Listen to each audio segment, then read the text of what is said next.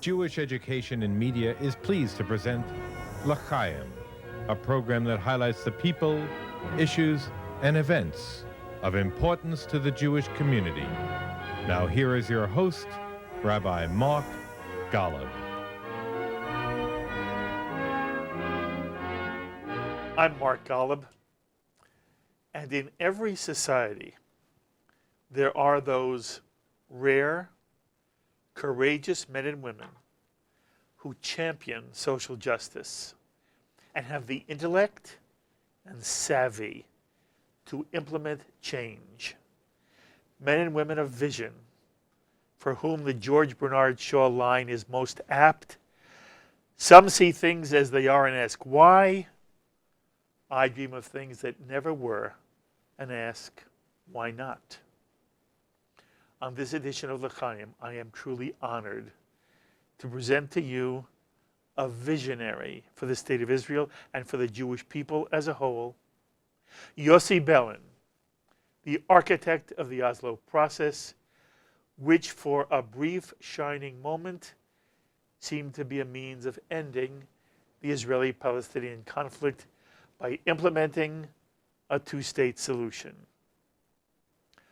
Who can forget that iconic photo taken on the lawn of the White House 25 years ago this September, September 13th, 1993, when Israeli Prime Minister Yitzhak Rabin shook the hand of Yasser Arafat, chairman of the Palestine Liberation Organization, after each man had signed the Oslo Accords. Yossi Beilin was in large measure responsible for that historic handshake. And whether one was an enthusiastic supporter of Oslo or if one was a hardline skeptic, no one should doubt for an instant the intent of the Oslo Accords to bring peace to the people of Israel and to their children and grandchildren, which was why in September of 1993, 85% of the Israeli people supported the Oslo process. By the way, Oslo was just a piece of the work Yossi Beilin has done during his prolific career of public service. In addition to holding myriad cabinet positions during his 20 years in the Israeli Knesset and heading the left-leaning Meretz party, Yossi Beilin has devoted himself to creating peace between Israel and her Arab neighbors, creating justice for the Arab Israeli, and creating harmony between Israel and diaspora Jewry. And Yossi Beilin has been an innovative voice in the complicated relationship, especially with American Jewry and the State of Israel. And if one of Yossi's most successful initiatives in Israeli diaspora relations is Birthright Israel, which he convinced major Jewish philanthropists to fund beginning in 1999. And since then, Birthright has brought more than 600,000 young Jews for a 10-day experience with the State of Israel, often instilling a passionate new sense of connection to Israel and the Jewish life. Currently, Yossi Beilin is retired from politics and is the president of his own business consulting firm in Israel, Beilink, but he continues to write and publish essays on a variety of contemporary social, political, and economic issues. It is such a kick for me to have you at this table. I have, watched you from afar for years and years and years, and you have been one of my heroes, and it's an honor to have you at this table. Thank you for joining me. You exaggerate, but thank you very much. I don't even exaggerate a bit, and I didn't mean in any way to embarrass you, but what I've said is simply a piece of the truth, and it's just you're just remarkable. So I want to before I ask you about substantive issues, I want to know just a little bit about who you are and how you came to be who you are. You were born where? Well, I'm the first generation of Sabras in my family to be born in Israel a few weeks after the establishment of my state. And I grew up very normally, almost boringly. Really? Yeah, I mean, I went to a kindergarten, and I went to grammar school and to high school and to the army. I fought in 4 wars, went to the university, taught in the university, went to politics, became a member of Knesset, became a minister, and retired. You make it sound so simple. Yeah. Just a minute, just a minute. What were your parents' names? My father was Tzvi or Hirsch. Nobody called him Hirsch, but was originally it was Hirsch. And he came from? Zahava, which is gold, Zahava. And Tzvi came from where? from Warsaw. Warsaw. Yeah, but the family was not from Warsaw. It came, the origins were Belarus. Uh-huh. And my mother came from Pinsk, Belarus. Okay. So you have an Ashkenazic background. Yes. What was the tenor of Jewishness in your home growing up? Well, if you ask me what am I first, I'm Jewish first and Israeli second. For me, Israel is a vehicle to preserve the Jewish continuity. And it was a very, very Jewish home. I mean, my father was traditional, not religious, he didn't go with a kippah, but Shomer Shabbat, Kashrut. kashrut. Kashrut was, I mean, my mother was very secular. Her father was the one who left the religion ideologically. Yes. And she followed him. But she used to say that she wants to be in a situation whereby a rabbi can eat at her home. Not that there were so many rabbis eating in our homes. From time to time, by the way, it did happen, but very seldom. But that was her ideology. So Pesach was Pesach, and Kashrut was Kashrut. And I did not write on Saturdays until the age of 25. And we used to go to the synagogues on holidays, and every month at least. And if there was a very important cantor coming to the great synagogue Yes. in Allenby, Yes. so we always used to go there. So we liked Chazanut. Lovely. So I read a little bit about you.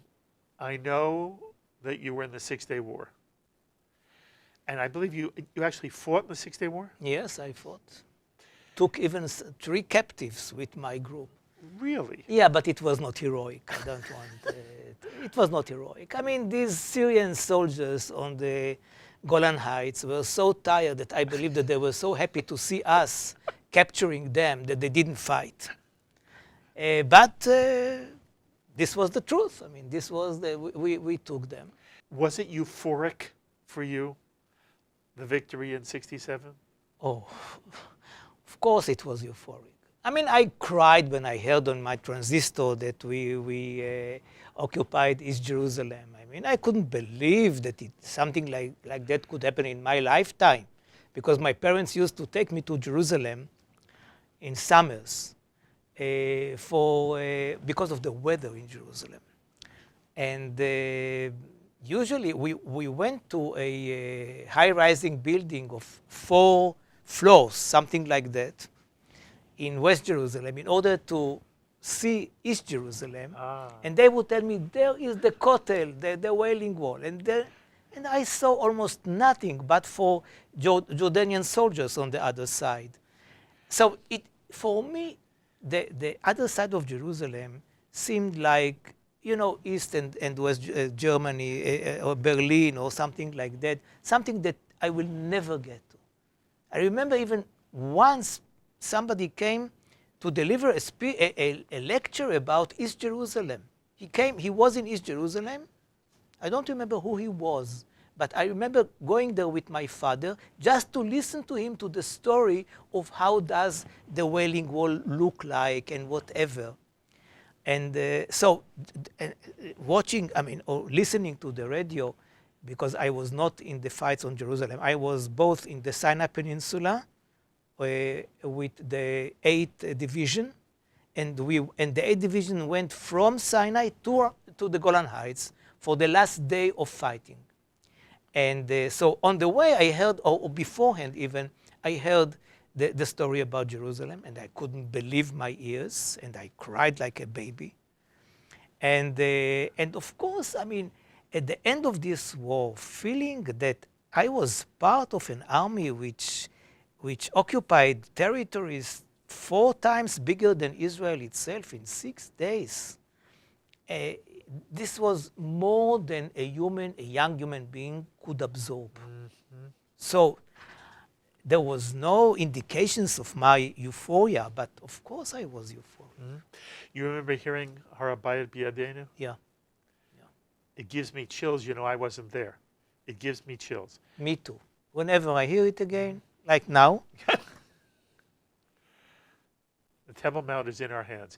And just out of curiosity, when you heard Yerushalayim Shel Zahav, did it touch you? Of course. Of course. We heard it. It was very interesting because it was before the 6-day war, and we were on a mission, an intelligence mission,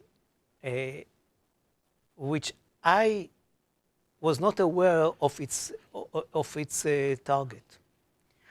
But we were on a isolated mountain in the Negev, and we got there a radio, and we listened to Yerushalayim Shel Zahav, and it was really so unique and so emotional for us to hear it.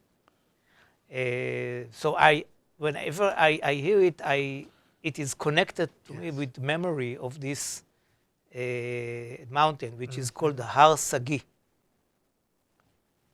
So Yerushalayim Shel Zahav, Jerusalem of Gold, is written by Naomi Shemer, who then writes Al Kol Eleh.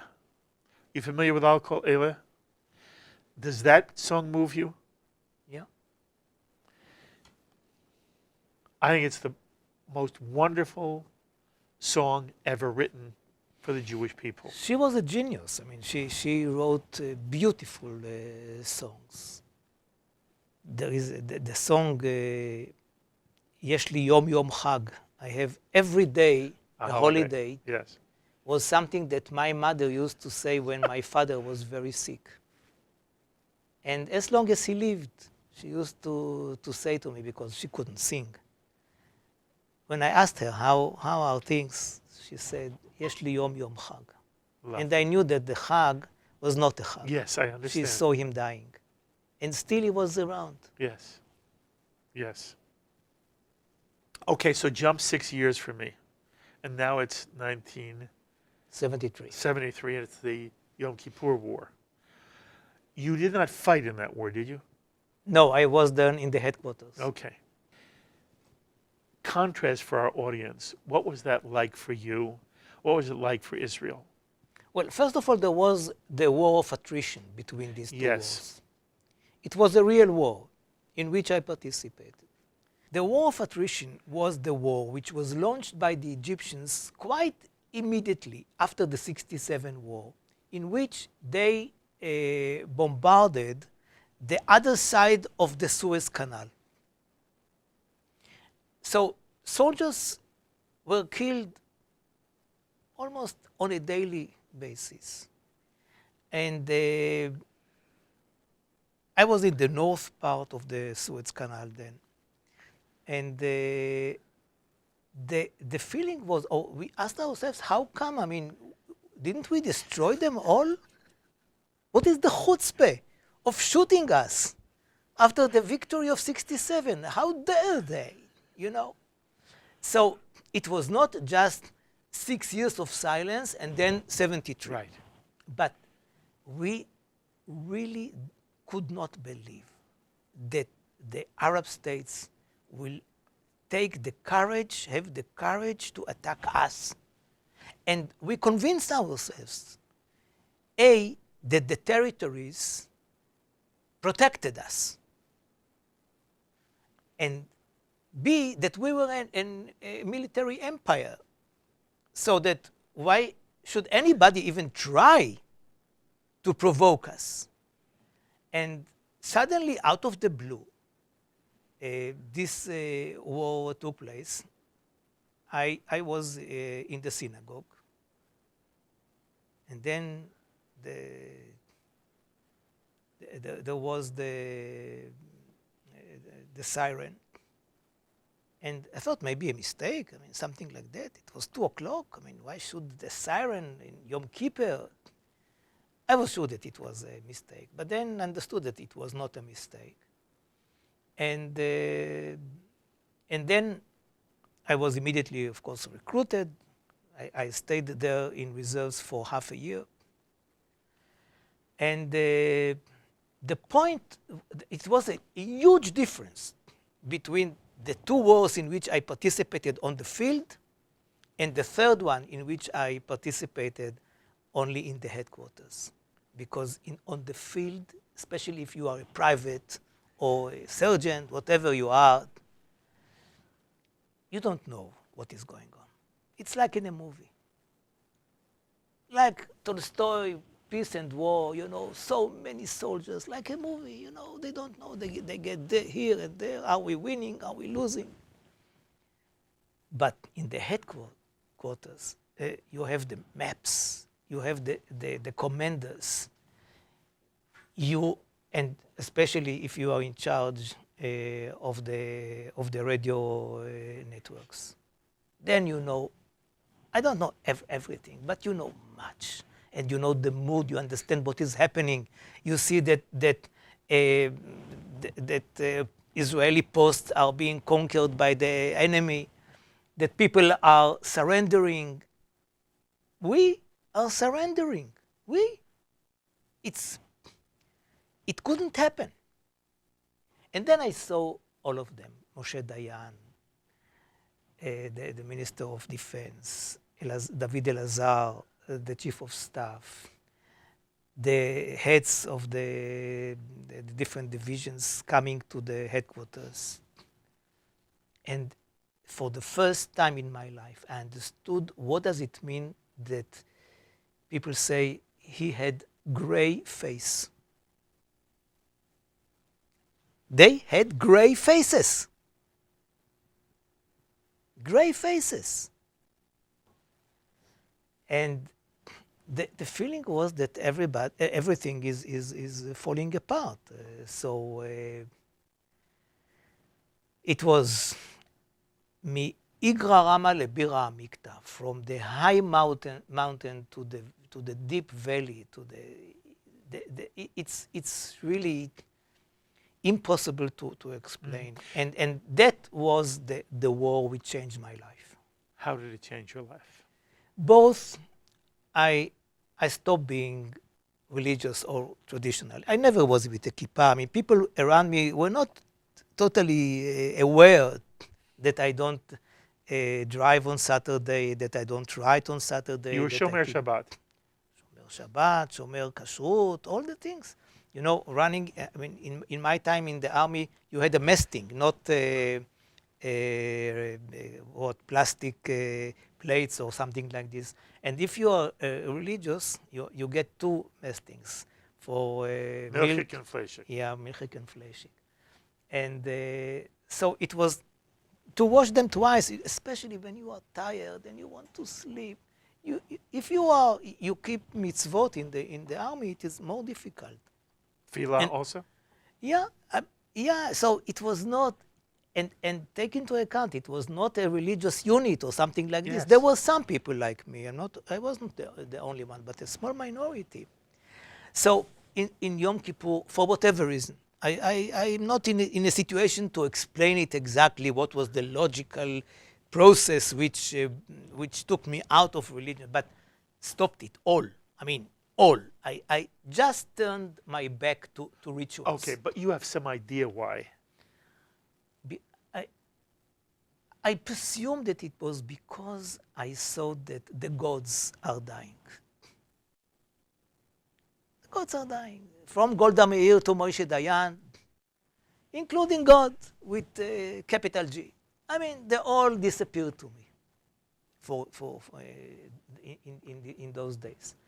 And it also brought me to politics. Not that I was very far from politics, not that I didn't think about the idea of being a member of Knesset or a minister or whatever, but I did nothing to implement it. Before that? Before that. Okay. Before you tell me, because one of the questions is how do you get into politics?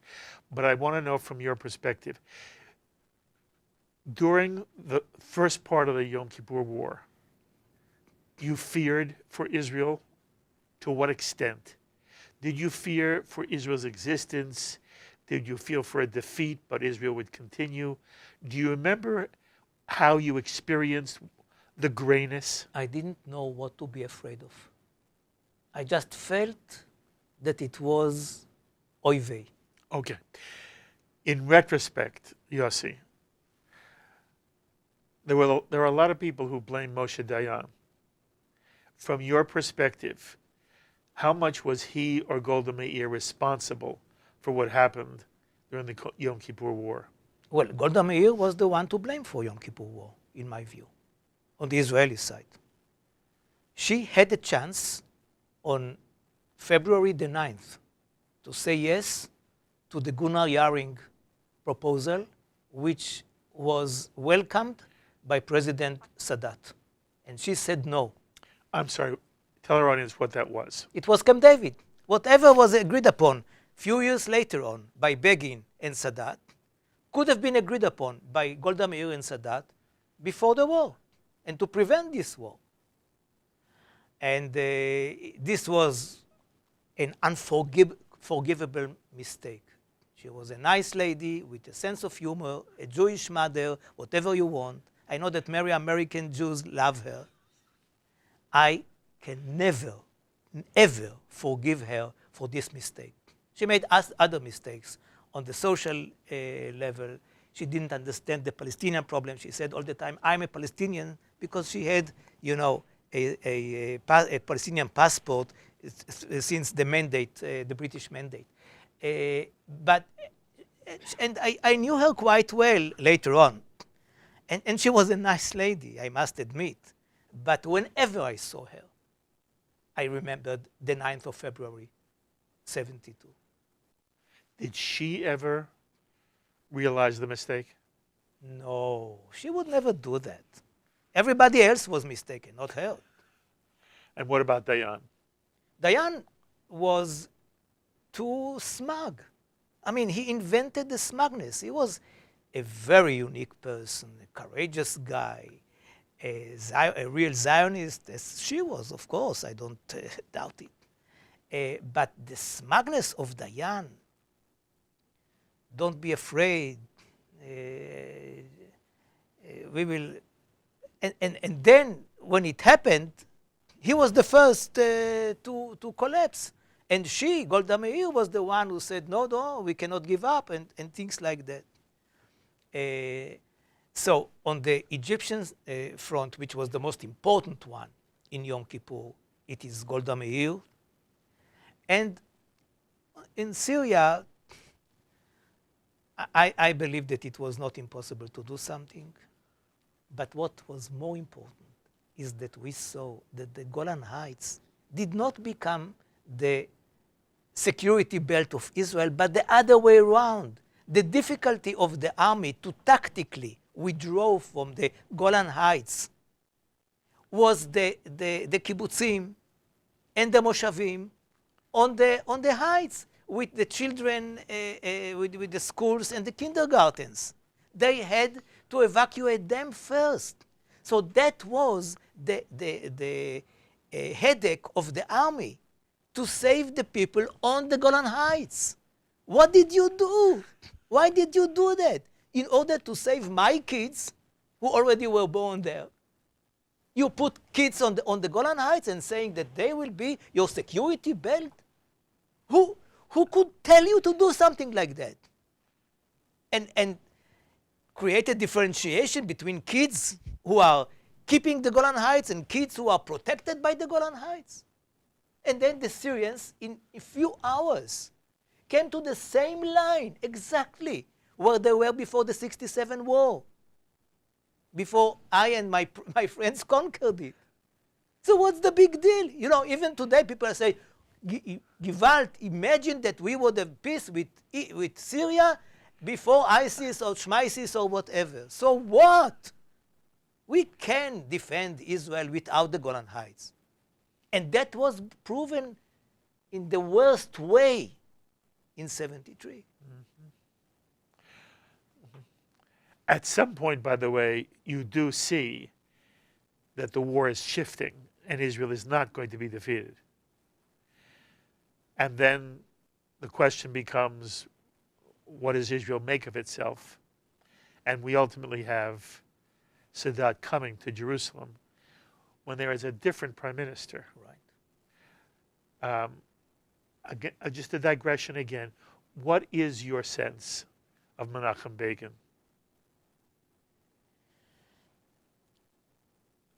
Of course, making peace with Egypt was the diamond in his term.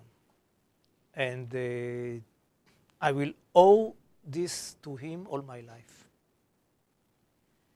Otherwise, I remember his speeches, his awful speeches about the reparations from Germany, when he brought people to throw stones on the Knesset, literally. What he said, I mean, he was a populist with some liberal gestures, but if you read what he said, if you saw his speeches, he was a real populist.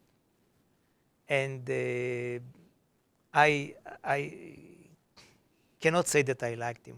There is one thing that I can tell you. I was a reporter in the Davar Daily of the trade unions for years. But I was junior in 77, and I had to interview the morning after the elections the loser, while another journalist by the name of Teddy Preuss, who was a senior guy, had to interview the winner, which should have been Shimon Peres. So at night I understood that I'm going to interview the winner. And for me, Begin was the worst. Really? The worst. So I came to him, to his modest home, and he went out of his way. Just few hours beforehand, he got the note that he won, and because I was from Davar, the daily of the Mapai establishment, which he used to read. He was a reader. And so it was such a gap between my feeling towards his victory, which seemed to me almost the end of the world, I must admit. Really? Yeah. Yeah. And the way he welcomed me and was so happy to answer all my questions, you know. And of course, I had to forgive him everything when he made peace with Egypt. But you never really liked him? No. Okay. One more moment on this impact of the Yom Kippur War on you. Are you saying in some way you blamed God for the experience of the Yom Kippur War? God is not part of my agenda. I mean, but God was. You know, it is interesting, Yossi. You are an unusually, you're bright, you're thoughtful. So for me to have somebody that I can talk to who went from, on the one hand, embracing a certain kind of observance and relationship to God, and then that changes. I would love to hear you just talk about how you look at it. Okay, I'll tell you something. I'm telling you something which is perhaps retroactively nice. And maybe it is, but if I'm true to myself, I became religious at the age of 8. Even beforehand, you didn't write on Saturdays and kept kosher because it was not me, it was the family. But at the age of 8, my father wanted to take me again to a football game by a cab. Not a taxi, but a sherut, if you know what it is, when you divide it between the 5-6 people who sit in the same cab. And that was after ברכת החודש, מברכים את החודש. שבת מברכים, which is the monthly prayer for the new month. And I said to him, Father, it's either you are going to synagogue on Saturday or you go to football. I am not ready to do this, which is perhaps childish, or somebody who believes in that you cannot compromise on things like that. And he said, okay. He was very angry with me. He said to me, okay, I'm taking the cab to the football and you can go home on foot. It was in the Allenby Street in Tel Aviv. There he left me. And 8 years old. 8 years old. And I said to my mother, I want to keep mitzvot not because I believe in something which is metaphysical, but because I want to keep the Jewish people together. Okay, this is a little bit, it seems even to me like an exaggeration of an 8-year-old, but this is what I told her. I remember it very much because it was a very important moment in my life. So living the ritual part of Judaism for me was not that I believed in God, that he was behind the Holocaust, God forbid, or that he left us in the Holocaust. He was not there because he or she are not there. If there is God, it is in my heart, not in the sky. So it is not that in 73 I believed that no old entity is there in the skies anymore, or whatever. But because I said to myself, enough with these rituals, enough with the prayers, enough with the feeling, enough. And again, it is difficult for me to explain the connection. It is easier for me to explain why I went to politics after that rather than why I left the religion. We will get that in 1 second. Yeah. Did you ever change again? Never. Okay. And also there was something else. I'm somebody who cannot waste time. Yes. Since the age of 0. I hated to go to sleep. I hated to eat because I said it is a waste of time. Bitul Torah. Bitul Torah for me is the biggest mitzvah. So what happened is I said to me, in a way, to myself, praying 3 times a day is a kind of Bitul Torah. Because I'm repeating the same prayers every day. If there is somebody there, he should know it already by heart. Why does it need me? So I can read Talmud, or I can read another book in the same time and become richer. So it is all there. It is all there. What I knew all the time, that for me, my Jewishness was the most important thing. But there were different ways to get there or to strengthen it. You said to me at the very beginning, you're a Jew first and Israeli 100%. Second. From the beginning. Okay. You know there are many people who live in Israel. They feel Israeli first. Okay. First of all, the good thing about it is that usually you don't have to choose.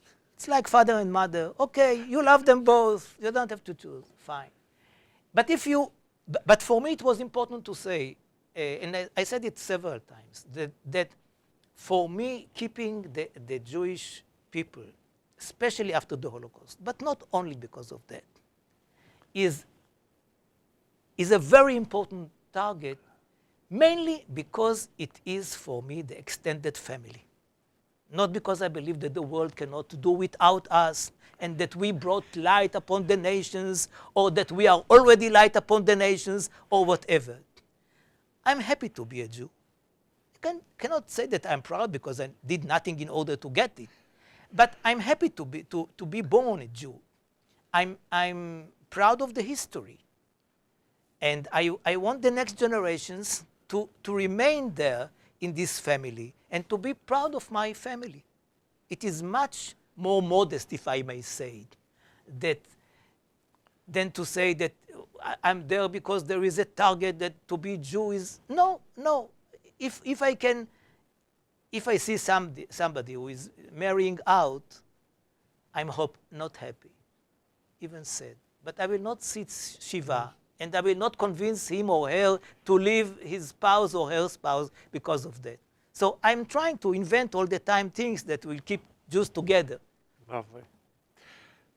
All right, so you heard in my introduction that I am aware of the battles you've been willing to engage in, all of which have something to do with social justice. And I wondered to myself, where does this come from in your life? And whether this is something you give credit to your parents for, or was there some other experience? And then you'll explain to me how that translates into wanting to do this through politics. But before politics, there's something about your soul which comes from somewhere. Have you ever been able to figure out where? Is it your mother and father? They have a lot to do with it, no question. I mean, they were quite interesting people. They, first of all, for them, the state of Israel was like a baby. They used to send each other gifts for birthdays, always books, of course. And they would write, Gimel Legulatenu. Gimel Legulatenu. 3 years for our redemption. They didn't have to write the date. You understand? You understand? And I mean, Yom Ha'atzmaut, the Day of Independence, was the most important holiday. With Kiddush, with like Friday, something like that. Lovely, very lovely. And they were real Zionists. I mean, they were second-generation Zionists. They would speak only Hebrew, for example. I'm not yet satisfied, but now do tell us. After the Yom Kippur War, what propels you into the world of politics and diplomacy? I mean, first of all, it was there in me, as I said. From school, I was always in the committees of the pupils, and I would write for the paper. But I still wondered whether to be a university lecturer or do something else. I also liked very much journalism. And I was a journalist from the age of 9 at school, and then I was the redactor of the school paper, and then the redactor of the school paper in the high school. And at the age of 21, I began to write for Davar until the age of 29. So I liked very much journalism, and in Davar I also had a free hand to write almost on whatever I wanted. What happened after the war is that I said to myself, I mean, Moshe Dayan, God, Golda Meir, another God, Abba Iban, for sure God, all of them. What happened to them? I mean, what did they do? They didn't understand what was going on. And I actually trusted them.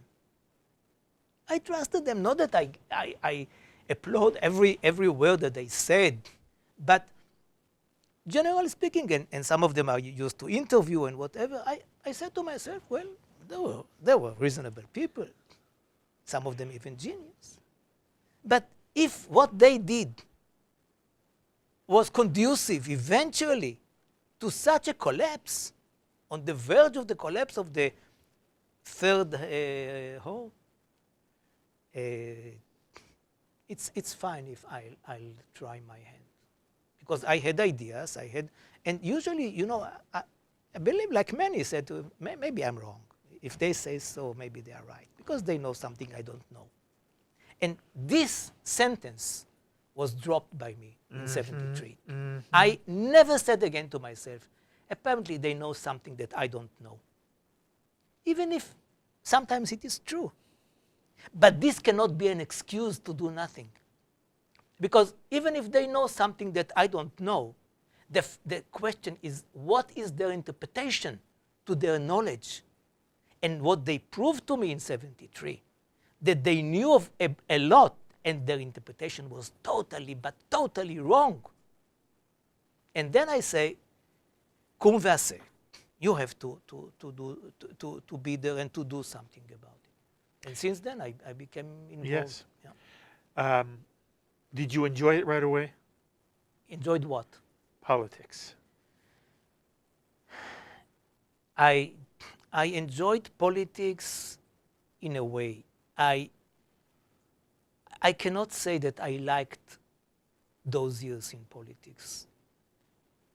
On the one hand, because of the price, and the price is usually petty politics.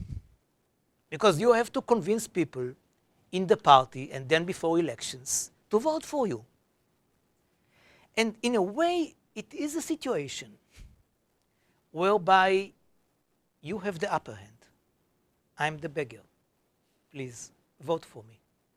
I studied, I wrote, I fought. Now vote for me. Why am I better than him or her or whatever? So sometimes the people that you are asking to vote for you are people that otherwise you would never ask them anything. Or perhaps you don't appreciate them enough. But as a candidate, you are the servant of everybody. And sometimes you find yourself wasting your time and weekends or whatever on what we call in Yiddish Narishkeit. Nonsense. Nonsense. And people are asking you questions. Sometimes, you have a rival who is asking you something about territories. Fine. But things which are nothing. And you have to be nice, and you have to smile, and you have to behave. So this is a price which is a huge price of Bitul Torah. On the other hand, what you have sometimes is, the criticism, which is going beyond just criticism, but threats of the family, especially in the years of Oslo and after that, threats on the family and then you have your bodyguards, and at the beginning it is a kind of a compliment, but very soon it becomes the most cumbersome thing in life. You cannot go anywhere without them. And so it is not very simple, of course, but if you are in a position where you can decide, when you are the boss, when you can tell others, this is the way, when you can fight for what you believe in, and see that eventually you are winning the day, if it is torturing prisoners or whatever, then you say to yourself, it was all worthwhile. That's beautiful, Yossi. So I have a few questions for you about Oslo. And people talk all the time, and I sometimes say to myself, they don't know anything. You are the one who knows. So I'm going to tell you some of the things that are in the air about Oslo, and I want you to say to me, yes, that was right, or that was ludicrous. First, to what extent is this a rogue operation by you, where you start a process all by yourself, which you keep from the Prime Minister, and to some extent, even at the beginning, I can't tell, whether you kept it also from the foreign minister. For sure. Okay. Who knew that you were, where'd the idea come from? I put it in my notes. At some point, Yossi Beilin decides, this is a good idea. I'm going to, in some way, I don't know how it happened, meet with people in Oslo and begin a back channel or continue working with an existing back channel that may one day put Israelis and Palestinians at a table talking substantive about a possible resolution of a conflict that has caused misery and death for both peoples. Do you do this all by yourself? Do you do this all alone? Does somebody above you give you permission? Tell me how it starts. Who knew, who didn't know? Well, the talks in Washington, resulting from the Madrid conference between Israel and the Palestinians in the context of a Jordanian-Palestinian strange delegation, were stuck. And they were stuck on details like the number of members in the Palestinian Council and the number of members in the Palestinian government and whatever. I knew where it was stuck, and I had my ideas how to solve them. I tried to think before the elections of '92, how can I find a way to talk to the other side in a back channel? Because I am a believer in back channels. And I thought that we should find a place where we could talk to them, and then they would go back to Washington and solve the problems between them without even knowledge about this back channel. I tried my hands with Britain. This was impossible. With the United States, which was impossible. I mean, friends of mine in the foreign ministries. As a Knesset member, Yeah, you're talking to this one and that one, no problem. and it goes nowhere. No. And then I talked to Tarje Larsen, who offered Oslo as a future channel, without knowing if we are winning or losing the elections. How'd you meet him? He came to me. How did he know to come to you? He heard about me. Okay. Where does he come to you? Where do you meet him first? We met in Tel Aviv in an Indian restaurant where I could eat nothing. But he comes to you, Yeah, he came to me. and he offers you Yeah, a what? channel. He offers you a channel. He said, if after the elections you are in a position that you can do things like this and you need a place for a back channel, we are there for you. What do you think at that point? Wonderful. Wonderful. Yeah. Okay, then what happens? Then I find myself as a deputy foreign minister. Yes. Rabin hates Peres and Yes. tells him, you will be the foreign minister, but you will not deal neither with the Palestinians nor with the Syrians. Had I told Peres that I have the idea of a back channel with the Palestinians, he would have told Rabin immediately. And Rabin would have said to him, again, you are now working with the Palestinians. I told you don't touch them. So this is the whole story. I could not tell Peres what I was doing. I had to decide whether to give up on the idea or to go for a rogue operation without their knowledge. So what happened? Rather than going there myself, which was the original idea, to meet there with Faisal Husseini, I asked my friends Yair Hirschfeld and Ron Pundak to do it on my behalf. They talked to Abu Ala from the PLO after changing the Israeli law and abolishing this reference to talks to the PLO. Prohibition. They eliminated the prohibition. Right? And only after the first agreed upon paper, which was about a month and a half after the beginning of the talks, we had a paper.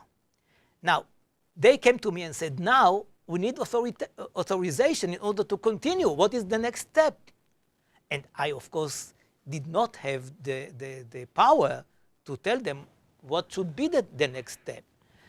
I needed Peres to authorize me, and he needed Rabin to authorize him. And because it was already a paper, because we could speak about a partner which was there And his name was Abu Allah, a name which they had not known before. But they searched for him. That was before Google. But they understood that he was a very important person, and they knew that the PLO was behind him. They could not easily say no to this channel. Were they angry at you? No. Isn't that's Never, amazing? never. That's amazing. Because, Rabin went to the elections saying in 6 to 9 months, I will have an agreement with the Palestinians. The time passed and nothing happened. The same people who negotiated under Shamir continued to negotiate under Rabin, and the same obstacles remained. So here you come with a solution for the problems on the agenda of the negotiators in Washington. What Rabin said was one thing. I don't want to kill the Washington channel. But you already did not believe in that channel. No, I did believe in it, but I didn't believe that the obstacles were real. So if we could come with a solution, until the last moment, I still thought, that Oslo could be a secret forever. Mm-hmm. Nobody knew about it. Mm-hmm. Even the people the closest people to Rabin, he did not tell anybody. We kept it really secretly. And my idea was that eventually it will go to Haider Abdul Shafi on the Palestinian side, from the PLO side, and to Eliakim Rubinstein from Rabin, to say to them, okay, God gave us the answers. Now go and sign. In Washington, right. Don't ask. Uh-huh. This was the idea. Yes. The idea that it would be such a big deal that people will remember only the picture of a tall, young American president with two leaders from the region being hugged by him is the idea of Clinton. Even Vance did not think about it. And and until the last moment, we didn't know who should sign it, if either the people from the delegations or maybe Abu Mazen and Peres, and Clinton said, no, it will be Arafat. Arafat himself. Yes, he said. And Rabin. And Rabin was not enthusiastic about it. Arafat was enthusiastic about it. Of course. Because? Because he was never allowed to the United States. Oslo allowed him to get to Pennsylvania 1,600. So he was thrilled. And then it became the big deal. Okay, hold on one second. As the negotiations continue to go between an Israeli delegation and a Palestinian delegation, and I am blocking at the moment, a different Israeli takes over after the two professors you sent. Who was in Oslo? Was it Savir? Uri Savir. No. Yeah. Uri Savir was the upgrade of the delegation because he was the Director General of the Foreign Ministry. Okay, and was he enthusiastic? Uri? Yes. Yeah, very much so. Okay. As the negotiations went on, did it give you honest optimism that you might be able to achieve some kind of agreement? Well, what happened was that from, I believe, March until September, for half a year, there was a quartet leading the negotiations. It was Rabin, Peres, myself, and the legal advisor, Zinger. We used to meet every week, either in Rabin's home or in his office. The four of you. The four of us.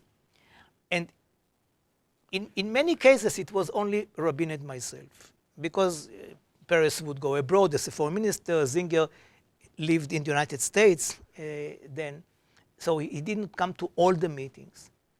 And in one of the meetings, I said to him, Mr. Prime Minister, Yitzhak, we can go further. It is not only solving the problems of the interim solution. Let's go for the permanent one. He said? He said, if we go to a permanent and fail, it will be difficult to begin again the interim. If we go to the interim and fail, we can do it again. Was he right? No, he was wrong. Mm-hmm. He was wrong. Why was he wrong? Because like in private life, when there is a big chance, you believe that it will return. You will meet the same girl again, you will be invited to a scholarship to the university again, or whatever.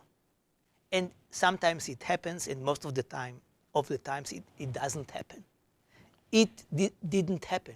And it was possible because you had an Israeli prime minister who was very much for a solution. You had an American president who had no success in foreign affairs until then and needed something badly. You had a Palestinian leader who was actually thrown away after supporting Saddam Hussein in the first Gulf War by the Arab states, who had no money anymore. And in this weak point, and he faced the Hamas already, which was quite new then. And Hamas was the promising party. So this could enable us to use this opportunity and to go much further than a declaration of principles. Very interesting. You said Rabin and Peres didn't like each other. This is a very diplomatic way to describe it. They hated each other's guts. Why? God knows. Is it political? Okay. Did you like them both? No, I liked Peres. I did not like Rabin. Even though you worked with him? I mean, Rabin saw me as part of the Peres camp. Yes. And the hatred was inherited. Okay. Feelings aside, did you respect Rabin? Of course. I mean, Rabin was my chief of staff in the 67 war. I remember waiting for the war in the desert and seeing him there. Okay, but that's not being a prime minister. You respected him as a prime minister? Yes. Okay. Yes. Rabin idealistically wanted peace, yes? For sure. Peres idealistically wanted peace. For sure. And so did you. And when Oslo seems to work, and it's interesting, you sort of suggest that the scene everybody has etched in their mind, lawn of the White House, Clinton in between the two of them, that sort of happens, what, accidentally? Yeah, totally. Because this is a scene for a peace treaty, not for an interim agreement. Yes. The world thinks it's a peace agreement. For Clinton, whom I appreciate and I'm quite close to him, but for Clinton, it was a very important picture. Okay. And the world was deceived to believe that this was already the peace because they saw the picture. Yes. You knew better. You knew what was really happening. I mean, all those who were in the picture knew that it was not peace. You know that there are those in the Jewish community who think Oslo was the worst thing that Israel ever did. And that anybody who supported Oslo, including Yossi Beilin, was had by a duplicitous Palestine Liberation Organization, a chairman who had never had intention of implementing a two-state solution or making peace with Israel, that he goes to Cairo and he tells a Cairo mosque it was a hudabiyah and it was all a game. And you do something nice as the first step because it gets you closer to your ultimate goal. And that Yossi Beilin and Yitzhak Rabin and Shimon Peres, they were all naive, idealistic, well-meaning, but Oslo was a terrible mistake. I would ask these people to read the letter which was written by Ben-Gurion to his son Amos during the days of the convening of the Zionist Congress in 1937. Amos is telling his father, what happened to you? You are ready for the plan to have such a tiny, small state? You cannot agree to it. It is not you. And Ben-Gurion said to him, first, let us have sovereignty. Then we talk. So, blaming both sides for agreeing to something only as a beginning of something much bigger than that, and in a way manipulating the other side, is embedded in these processes. Mm-hmm. And it is true that people have to say even to their sons sometimes. And maybe they believe in it, that it is a beginning. Let us have what we have. And later on, maybe we will be strong enough to to fulfill our dreams. I was not worried about these sayings of Arafat. I knew Arafat. I did not admire Arafat. I did not like Arafat. But he was the leader of my enemy. And I knew that Israel, if it wanted to have a Jewish and democratic state, has to decide between two options only. Either to withdraw unilaterally, like what Sharon did in Gaza, or to have an agreement, which is not a perfect agreement, with the Palestinians. That's it. That's it. And that I said 25 years ago, and I'm saying it today. Maybe Arafat was not a good partner. Maybe Abu Mazen is a bad partner. As Lieberman is saying, he is a terrorist. Fine. It's better to have an imperfect agreement and to have a border between us and them and assure to the coming generations that we will be democratic and Jewish. Otherwise, at a certain moment, even a leader of the right, like Sharon, will have to say, we will draw back. We will withdraw, and I know exactly where the border will be. It will be on the security fence. It was built by the head of the Likud, Mr. Sharon, and this is where Netanyahu, or if there is another prime minister from the Likud, which I hope will not happen, but if it is Likud, he will have to withdraw, because I don't believe that any Zionist will allow it to be a one-state solution. Why did Oslo fail? The main reason? Yes. There was a head of opposition in the time of Oslo who appeared in the Knesset and said, if I am the prime minister, I will end this agreement. I will cancel the agreement. This was Benjamin Netanyahu. He became the prime minister and he did whatever was in his power to kill the agreement. And I think that he never really wanted to divide the land, like Begin, the same view. This is, or Shamir. On the Israeli side, it is Netanyahu who should be blamed or appreciated for that. On the Palestinian side, 40 days after the massacre in Hebron of Baruch Goldstein began the suicide, the massive suicide, terrorist suicides. And of course, the terrorism on the side was much bigger than terrorism on the Israeli side. And it was very difficult to convince people to go on and to have an agreement and compromise against the background of terrorism. So actually what happened to us was exactly what we feared would happen to them. We used to tell them, who will tell us that the next leaders on your side will continue and stick to the agreement? And they said, and what about you? We said, it is a democracy. I mean, if it is a commitment of a government, it will be respected by the next one. And with our bad luck, our prime minister was assassinated, not theirs. And a new prime minister turned his back to the agreement signed by this prime minister. It sounds, therefore, that you think, tragically, you hold Israel more responsible for the failure than the Palestinians. It is a competition. If you ask me, I would say 52% for the Palestinians and only 48% for us, okay? Okay. To be patriotic. And this is also what I feel. Okay. But our share is very big. Okay.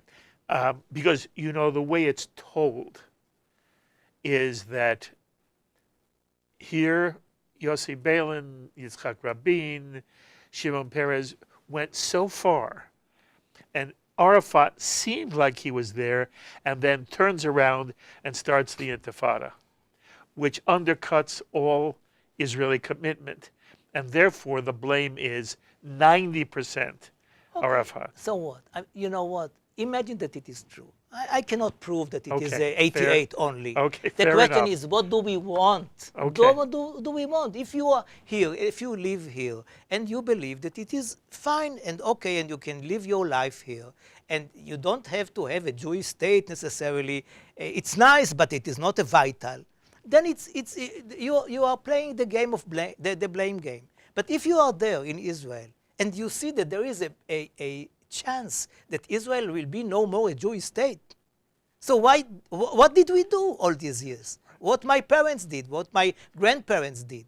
I mean, this is the end of the world for somebody like me. And my question to those who criticize, and I'm not saying that there is malice, and in many cases it is far from being malice, and blaming somebody for naivete is better than blaming him for corruption or whatever. So the question is, what should we do? Look at the numbers. If the Arabs vote tomorrow in Jerusalem, there will be an Arab mayor, you know that. There will be a Palestinian mayor in Jerusalem. The big thing for Israel is that they don't want to vote. I mean, people do not understand the numbers. You are having 185,000 eligible voters in East Jerusalem. 185,000. You know how many people voted to elect the current mayor of Jerusalem, Nir Barkat? 111,000. And you say, in our tradition, V'idach zil gmor. And now you can understand the rest. Mm-hmm. Mm-hmm. It's only that they don't want to vote. Now, please don't push me to this corner. Mm-hmm. Imagine that there is an Arab. For me, everybody is equal from all points of view. But I want a Jewish state. If the capital of this state is led by an Arab, it's problematic, at least. And if the majority of this state is made by Arabs, so what did we do? Another Jewish minority? Another Gola?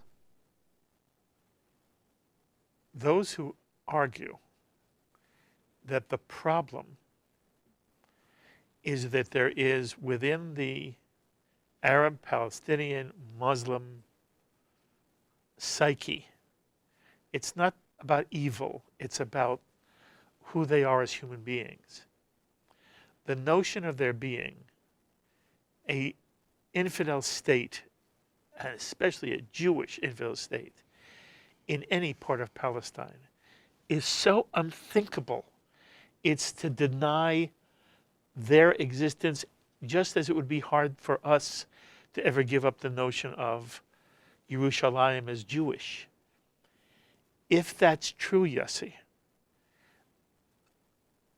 the quagmire is that you're dealing with a people who aren't arguing about territory. And you've heard this. I'm not going to tell you anything you haven't heard a million times and much more sophisticated than I can say at this table. But the ultimate argument is, if you've got a people who really believe, it must be from the river to the sea. There's no place for your democratic Jewish state anywhere in Palestine, in Eretz Yisrael. And so the argument is, in an ideal world, you're 1,000% correct. But if you're dealing with an enemy, and you said you dealt with Arafat because he was the head of your enemy.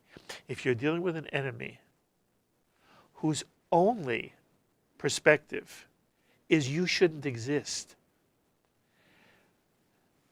there are those who just don't your solution is also no solution. Your point is, what? You want a non-democratic Israel? What?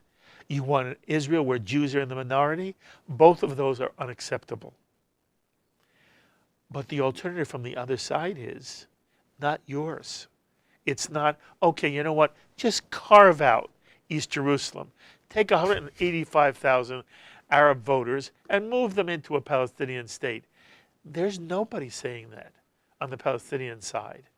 And the Palestinian leadership over their dead body. And you've got Hamas.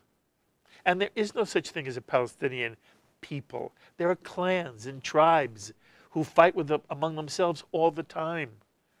The idea that we will create peace with a people, you know far better than I do. That's not the reality. So the problem that I see is that people on both sides are talking about something that isn't real. And you must have thought that through, and you've got to have an answer. Yeah, I tell you my answer. These arguments are relevant to criticize the idea of Zionism. I mean, there are many people in our, many Jews who said that Zionism was a mistake. And the idea of bringing all these people to the place where Moses was there, or almost was there, is totally childish. Abraham and David. There we go. Abraham and David. Now, so if this is the case, I can understand it. I will argue with it, but I can understand it. But if you say, I'm a Zionist, Yes. or I'm a pro-Zionist, Yes. and I believe that there should be a Jewish state, Yes. and if you say, okay, I want this state to be a democratic state because otherwise it is also not Jewish, then you can't use this argument because the only alternative is to withdraw unilaterally. So you may have thousands of arguments against the Palestinian views, and I can argue with it. For example, Abu Mazen is speaking about East Jerusalem. Also, Arafat spoke about East Jerusalem as their capital, never West Jerusalem, never Correct. mentioned it. Absolutely. And they say the Wailing Wall is Israel, the Haram Sharif, the Temple Mount is Palestinian, and they are speaking about the 22% of the Eretz Israel, which is the area we conquered in '67. This is what they want. They don't want 1 centimeter more than that. And Then what? Then the 22 square 22% of the land. The West Bank? Yeah, the West Bank. All they want is the West Bank. Yeah. Now, you can find somebody who wrote somewhere or something which is written in the Quran that they own everything and whatever. But what I'm saying is that imagine that they are all very bad people. Imagine that all of them are so religious and live according to the Quran.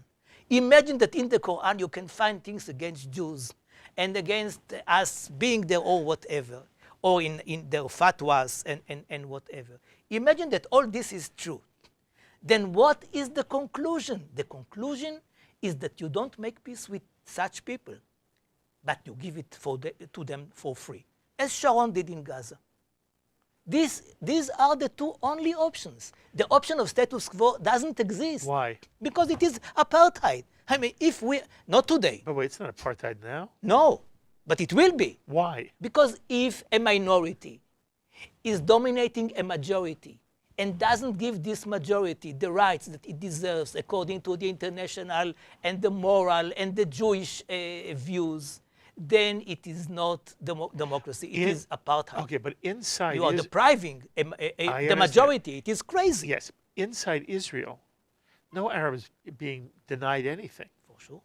Okay, it's only in disputed territory, Right. which doesn't belong to Israel and doesn't belong to the Palestinians. Okay. Okay, what? Imagine that it is disputed. I mean, the whole world doesn't accept it. Only the right in Israel is called it disputed. But, disputed. So what? And then what? What are we going to do?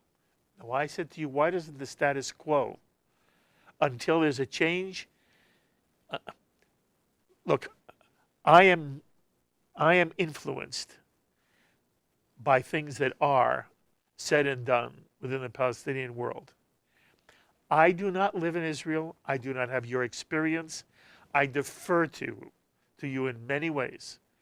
And I'm not telling you what is right and wrong.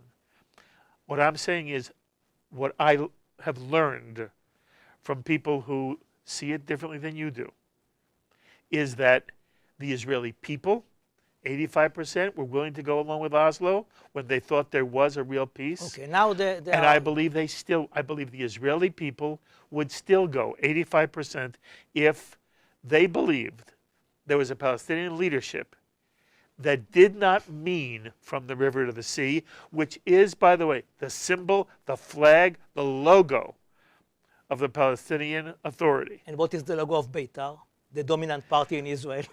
It's the same, but the other way around. By the way, are you saying to me that you equate the Israeli Knesset with the Palestinian parliament? No, only the logo. No. You are But referring to the symbol. it's not the state of Israel's Okay. logo. It's one party's logo. And by the way, And there there it is are the PLO. It is not the state or the proto-state. it's the Palestinian Authority. Okay, but it is the mirror picture is so obvious. You can say the same things about things which are written in the Bible about people, rabbis who are saying crazy things about the Palestinians and the Goyim, and to quote them and to say they never want But they peace don't with us. represent. They're not the prime minister. Well, look at what Abu Mazen said. He said that the security coordination with Israel is sacred. He is speaking about the two-state solution from ages. I mean, and you want something much better than Abu Mazen? He's not the perfect guy, but he's a shaved person, and he has a tie and a suit. He even speaks English from time to time, and he has self-humor, and he's ready to. And he had an agreement with me. We didn't speak about it in '95, which covered all the issues. It was an informal one, but it covered all the issues on the agenda. And I could understand about Arafat, the way he looked and the uniform, but not Abu Mazen. Abu Mazen is somebody whom you can talk to. To say that he is a terrorist, that he is, and even if they believe about all the land of Israel under them, who are they with their rifles and whatever they have compared to Israel? With all due respect, we are not the kings of the world. But if you compare what we have, God forbid, and what they have, even if they can from time to time provoke us with knives and with terrorist events, of course it is awful. But you cannot compare. Israel can still defend itself against the power of the Palestinians, both in Gaza and the West Bank. So if they are having a conspiracy to agree to an agreement, they will sign the agreement, and then day after they are going to have a war against Israel, we will win. Mm-hmm. It seems to me you believe that Mahmoud Abbas, Abu Mazen really would make peace with Israel. He could. I don't know about today. He is older. He became more pessimistic. Okay. I don't like his last speeches. Okay. What would you like to see happen now? A border.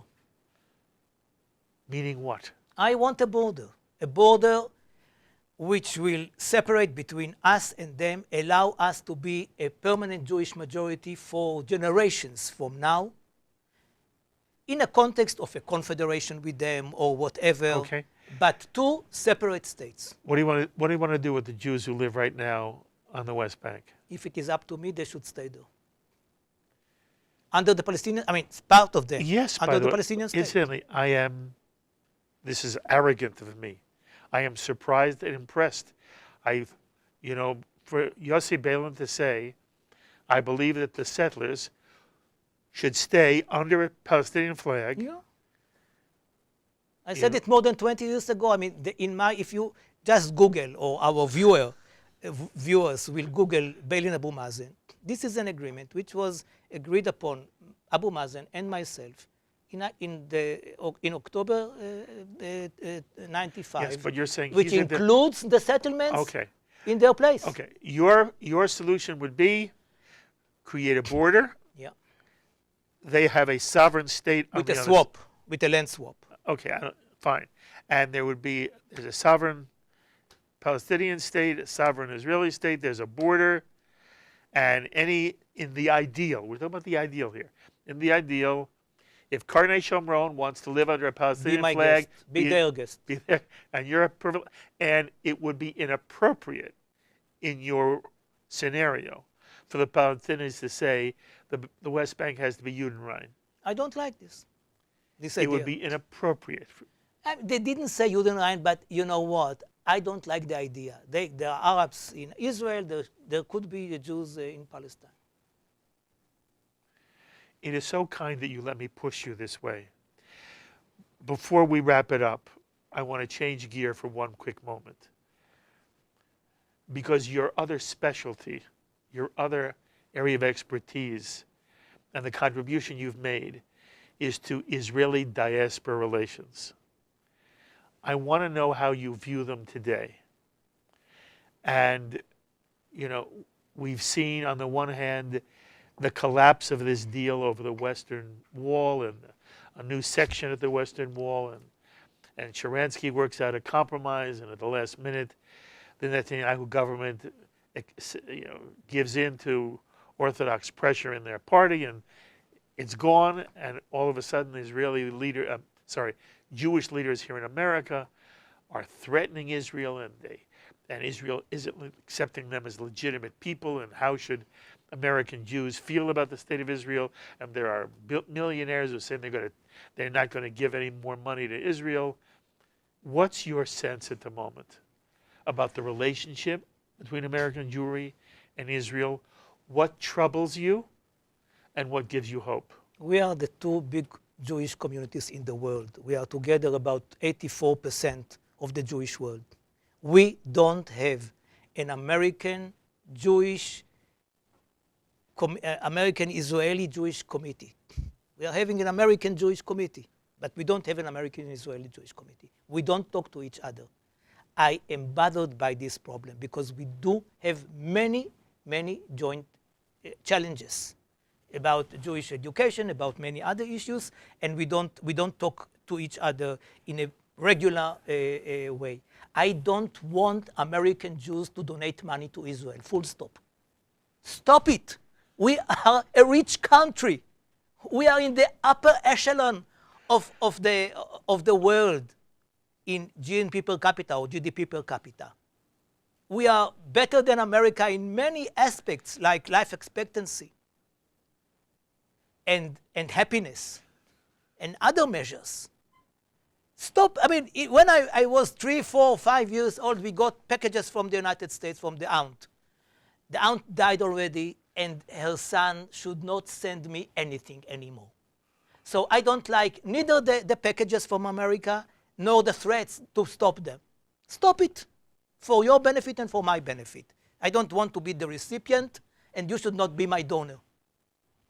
Now, about the relations, I'm worried about the young generation. I don't know what is happening here. I don't know what is happening in Israel about the importance of the relations, because we lost the family relations. Yes. When I first went to the United States, I had a list of third cousins or whatever. Not very close family, but we did have. Today there is nothing. My kids don't go to America with list anymore. So we have to reinvent ourselves. Taglit, in a way, does it. Birthright.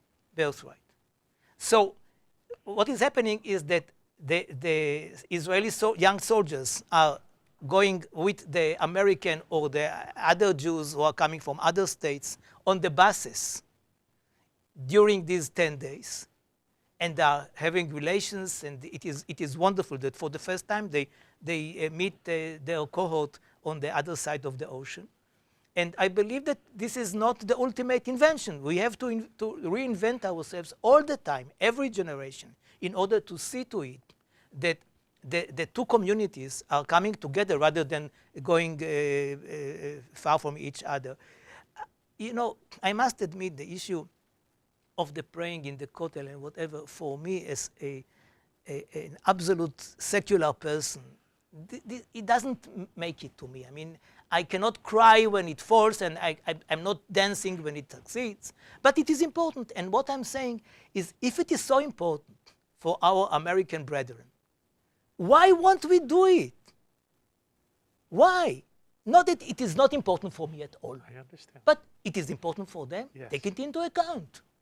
And the way in which we give up on it is awful.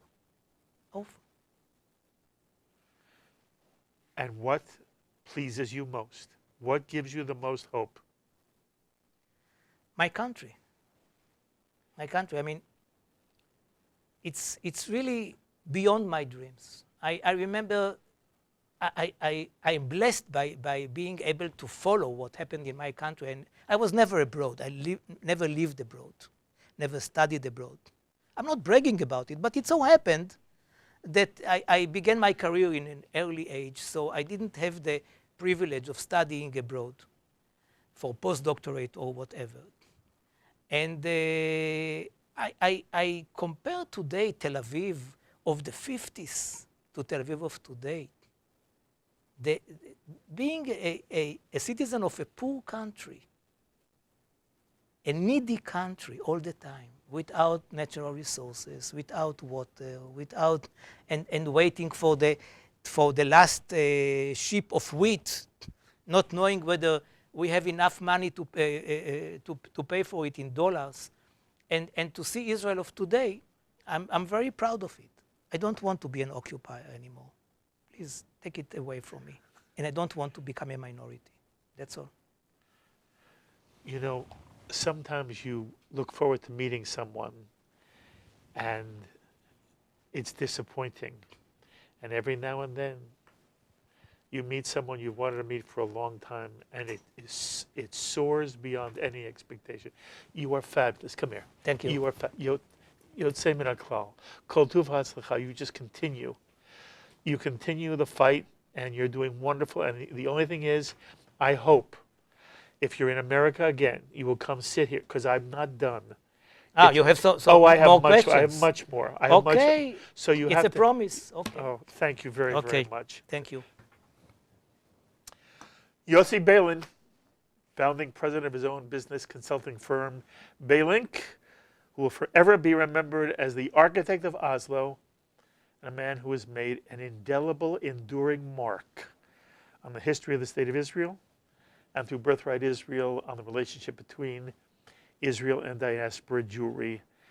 And whether you agree with him or you don't, you're in the presence of an extraordinary soul and a very committed Jew and an Ohev Yisrael. As always, I invite you to be in touch with me with any thoughts or comments you may have to any of the ideas you heard discussed on this edition of L'Chaim. Please email me, write me, post on our Facebook wall, or tweet me. I look forward to hearing from many of you. Until the next time, I'm Mark Golub. L'Chaim, my friends, to life.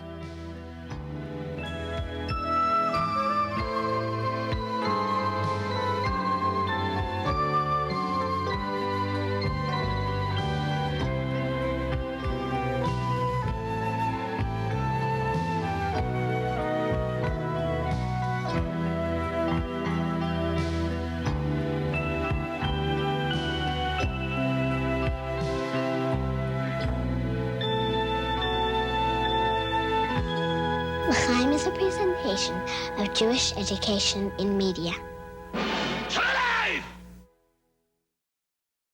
We would be pleased to send a complimentary DVD of this program to anyone who wishes to support JBS with a tax-deductible gift of $36, double chai or more. Simply visit the JBS website at jbstv.org and click on the Donate button to make a donation by PayPal or your credit card. And please indicate the program for which you would like a DVD. Or you can send your tax-deductible check to JBS, P.O. Box 180, Riverdale Station, Bronx, New York, 10471. And again, please remember to indicate which program you would like to receive with our compliments. And we thank you for your kind support.